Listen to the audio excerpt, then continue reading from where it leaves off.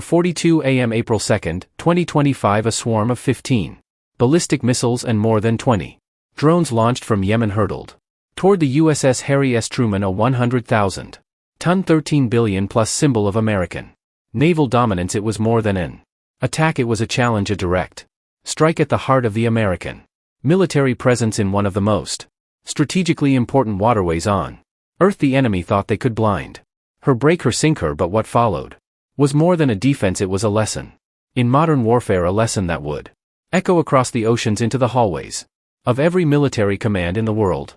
This is the untold story of how a U.S.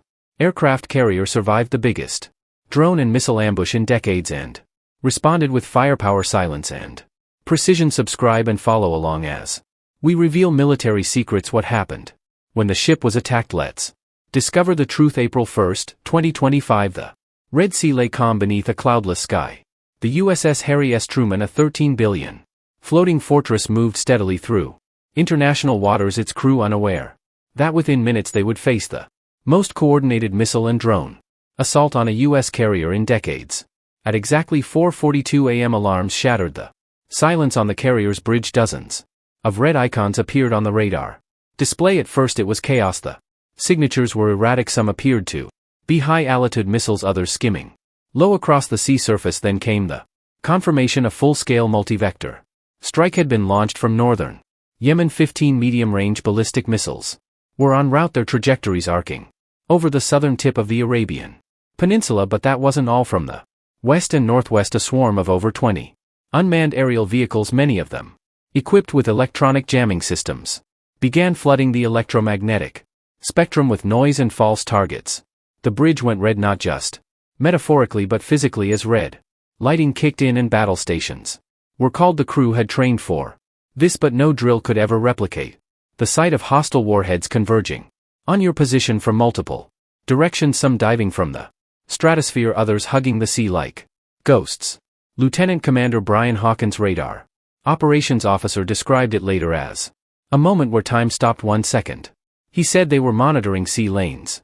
The next, the ship was the target of a modern-day blitzkrieg. Complicating matters, the incoming drones weren't traditional threats. These weren't designed to kill, they were built to blind. Jamming pods, decoys, and signal distorters overwhelmed Truman's radar screens for a full 18 seconds. The ship's main phased array system lost track of incoming ballistic threats, a dangerously long window in the face of Mach 5 missiles. But the crew didn't panic. Within moments, electronic warfare specialists on board began filtering out noise. The escort destroyers USS Gravely and USS Mason, operating nearby, spun up their Aegis systems. Operators recalibrated targeting priorities manually. SEALs teams ran to their posts. The Truman was awake and it was angry still. One missile slipped through the outer net, flying just above the wave tops. It detonated near the Truman's starboard bow. The ship shook violently. No visible damage, no hull breach, but every sailor on board felt it. This was not a warning shot, this was a message, a declaration. For the first time, drones jam radar. One missile hit starboard bow. In decades, a U.S. nuclear-powered aircraft carrier had come under direct, multi-pronged assault by a hostile force. And though no one had yet spoken it aloud, the reaction was forming fast. This would not go unanswered. The moment the first blast rocked the hull, every man and woman aboard the USS Harry S. Truman knew this was not a drill. The ship's combat information center came alive with a cold mechanical rhythm. Hands flying over consoles, commands, shouted confirmations echoed back with the clipped precision of wartime instinct. The Truman Strike Group, scattered in formation across the waves, began to respond like a single living organism. The outer defense perimeter was the first to ignite. Dozens of miles from the Truman's flanks, the USS Gravely and USS Mason guided missile destroyers equipped with the Aegis combat system sprang into action. Their Spy-1 radars, long accustomed to tracking fighter jets and cruise missiles, now painted a very different picture. 15 ballistic missiles descending rapidly, while a storm of jamming UAVs clouded their targeting data. No hesitation, SM-2 and SM-6 interceptors roared skyward in staggered volleys, their contrails twisted like angry scars against the dawn sky. Within moments, 5 enemy missiles were vaporized midair, their debris lighting up the horizon like unnatural stars. But this was only the beginning. As ballistic missiles fell, low-flying drones approached in silence.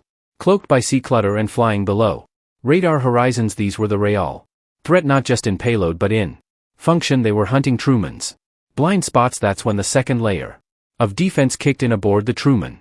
The evolved Sea Sparrow missiles ESSM came online, firing from vertical launch cells along the carrier's deck, designed to track fast, agile threats. They locked onto erratic drones and intercepted them. Just miles out, explosions echoed across the waves, sending wreckage raining into the sea. But not everything could be stopped from afar. The third and final line of defense, the close-in weapon system CIWS, nicknamed C, was spun up with a whine of spinning barrels. The sound was unforgettable, a mechanical scream followed by a storm of tungsten shells tearing through the night sky. One drone, flying barely above the waves, slipped through it, skimmed toward the flight deck, fast, low and deadly, and then it vanished, shredded midair by a hail of gunfire. It erupted into a fireball just 400 yards off the starboard side. The blast wave slapped the hull, smoke drifted over the deck, but the Truman endured undaunted. Unbroken below deck, sailors in fire retardant gear stood ready, eyes locked on monitors, hearts racing, but orders remained calm, steady. One officer described it later, it felt like chaos. But it wasn't, it was choreography. Despite the intensity of the assault, despite over 30 simultaneous threats converging on one floating warship, not a single American life was lost, not a single aircraft damaged, no breach, no fire, no surrender. And in that moment, something became clear. The Houthis hadn't just tested a ship, they had tested the United States Navy, and the Navy passed next. The US will show Yemen the price to pay for daring to attack a symbol of power. In the aftermath of the failed barrage, a strange calm settled over the USS Harry S. Truman, not the peace of victory but the tight-lipped silence of soldiers who knew something bigger was coming. The ocean still hissed with the echoes of intercepted warheads above. The drone of circling aircraft replaced the scream of CIWS fire below deck. Every heartbeat was synchronized with the mission clock inside the combat information center, CIC. The mood had shifted from reactive to strategic. The nerve center of Truman's strike group was now in full command mode. Commander Rachel Lynn, overseeing electronic warfare operations, stood over the main console, eyes narrowed. The swarm may have been beaten back, but the enemy's intent was unmistakable. They had wanted to blind the fleet before delivering a death blow, and that meant this was no one-off skirmish. It was a message, a declaration, and it demanded a response. The first priority: re-establish full situational awareness. Sea Sparrow and CIWS activate close calls and heroic defense. Up above, an E-2D Hawkeye early warning aircraft banked hard and climbed to high altitude. Its massive radar disk scanned the sea and sky in 360 degrees, feeding real-time targeting data back to Truman and its escorts within minutes. The confusion caused by electronic jamming began to lift the cloud of chaos. Parted, a picture began to form at the same time. EA-18G Growler jets, already airborne for standard patrol, were rerouted to the Red Sea southern corridor. Their mission: total electromagnetic dominance. The Growlers began pulsing high-powered jamming waves back across the same frequencies used by the enemy UAVs, like flipping a switch. Multiple hostile drones still loitering in the region sputtered lost signal and spiraled into the ocean. Truman's crew wasn't just defending, they were fighting back with invisible weapons. Down in the war room, officers stood shoulder to shoulder with digital strategists and intelligence analysts. The coordination was flawless, air, sea, and cyber domains all working in tandem. It wasn't chaos, it was calculated defiance. Rear Admiral Marcus Vance, commanding officer of the carrier strike group, spoke to CENTCOM through a secure channel. They wanted to blind us, they wanted to scare us. They failed. We are not damaged, we are ready. As new data came in from satellite and aerial reconnaissance, one fact became clear: the launch sites had been mobile, hidden but not invisible. A trail of infrared signatures led back to hardened launch pads in the mountains near Sada and camouflage drone warehouses near the Yemen coast. The room grew still. Nobody needed to say what came next. Retribution wasn't just expected, it was necessary. Above the calm sea, beneath the glow of red emergency lighting, crews began prepping strike aircraft. Armorers loaded missiles with the steady rhythm of professionals. Pilots reviewed final coordinates in silence, and below decks, commanders finalized what would be one of the most complex retaliatory operations of the decade, because the message had changed. The United States wasn't simply going to defend, it was going to answer loudly. By the afternoon of April 3, the missile strikes had Ended the dust had settled over SATA, but the battle wasn't over, not in the skies. And certainly not in the electromagnetic shadows where modern wars are. Increasingly one while the world focused on craters and explosions, something quieter and perhaps more revolutionary was unfolding aboard the escort ships of the Truman strike group. Miles off the Yemen coast, the USS Gravely and USS Mason were running an entirely different kind of operation. Their weapons weren't missiles, they weren't bombs, they were signals. For months prior to the attack, the U.S.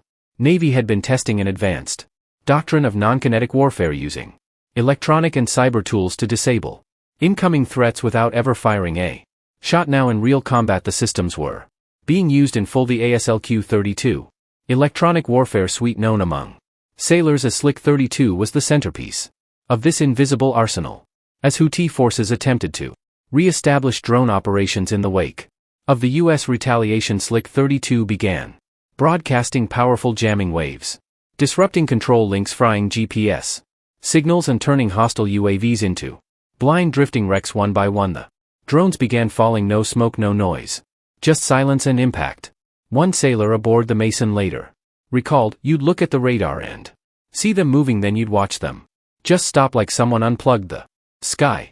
This wasn't theory anymore, it was working. For the first time in naval history, an American destroyer neutralized a swarm of UAVs without expending a single missile. Not only did this save ammunition, but it also preserved strategic flexibility. The destroyers could stay on station longer, unburdened by the need for immediate resupply. More importantly, it revealed something far greater. The future of naval defense isn't just steel and firepower, it's algorithms, wave silence, signal exploitation. Teams aboard the ships monitored electromagnetic activity, tracking enemy attempts to reconnect or reprogram their drones, and when the U.S. retaliation begins, Tomahawks, Super Hornets, and B-1B bombers strike tried, they were jammed again, harder, smarter. For every weapon destroyed on land, 2 more were rendered useless in midair. It was victory by eraser, and it wasn't just the U.S. Navy acting alone. French and British naval assets in the region provided radar coverage and intelligence, extending the reach of the strike group and creating a coalition net that no drone could sneak through. It was a new kind of warfare, multinational, multi-domain, and almost completely silent. By April 4, intelligence confirmed the unthinkable: no new drone launches had been detected in 36 hours. The Houthis, once brazen enough to strike at a nuclear-powered aircraft carrier, had gone quiet. Their infrastructure shattered, their communications crippled, their drones blinded. The war had changed, the weapons had changed, but one thing remained clear: technology alone doesn't win battles. Discipline does, doctrine does, teamwork does. And in the silent war, America was not just prepared, it was already ahead. As April 5 dawned over the Red Sea, the horizon was quiet. The skies, once filled with buzzing drones and missile trails, now stretched unbroken above the USS Harry S. Truman and its strike group. But beneath that calm lay a truth that echoed across the globe. The world's most powerful naval vessel had been tested, and it had prevailed. The American retaliation had been swift, decisive, unmatched, but more than the firepower, more than the satellites, the jets, or the submarines. What shocked the world was how flawlessly it all worked together. Every layer of defense, every link in the chain, from the radar operator on the Gravely to the CIWS gunner on the Truman's port side to the EA-18G Growler pilot jamming enemy radars from miles away. Each piece did its part, not by accident, by design. This wasn't just a victory of hardware, it was a triumph of training, doctrine, and resolve. But behind the success, questions lingered, hard questions. How had a force like the Houthis, operating from trucks and hillsides, managed to launch a coordinated missile and drone ambush against the most advanced carrier strike group on Earth? How close did we come to disaster?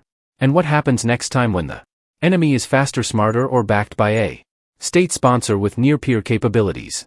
The answer, as the Pentagon would later emphasize, lies in evolution. In the weeks following the attack, top military analysts began pushing for accelerated upgrades to carrier defenses, more advanced radar filters, AI-assisted jamming, prioritization, hypersonic interceptors, directed energy weapons, lasers, and microwave cannons designed to neutralize drones in micros seconds. Because the reality is unavoidable: the battlefield is changing, and the threats will only grow. But amidst this shift, one thing remains unchanged: you do not attack a U.S. carrier and walk away unscathed. The Truman Strike group's response was more than retaliation. It was a global statement to state actors watching from Moscow throne, or Beijing to non-state militias hiding behind civilian terrain to pirate groups, proxy fighters and would-be saboteurs. This is what happens when you test American resolve at sea in just 48 hours.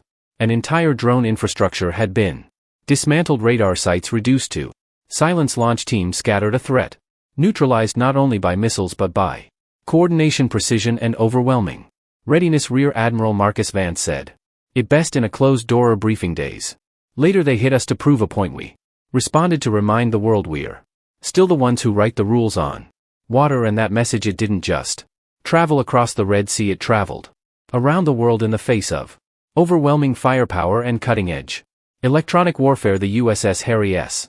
Truman and its strike group stood firm, proving once again that American strength isn't just built on steel but on people, preparation and principle. This was more than a military engagement. It was a powerful reminder that even in the age of drone swarms and asymmetric, the silent war, electronic warfare shuts down drone swarms. Warfare, discipline, training and unity still win battles. But this story carries a deeper lesson. In today's unstable world, peace is preserved not by waiting, but by preparing. The threats may evolve, but so will the defenders of freedom, quietly, relentlessly and with absolute precision. If you believe stories like this matter, if you value truth, strength, and the men and women who protect the seas, then help us keep telling them. Don't forget to like, subscribe and share this video to support our channel.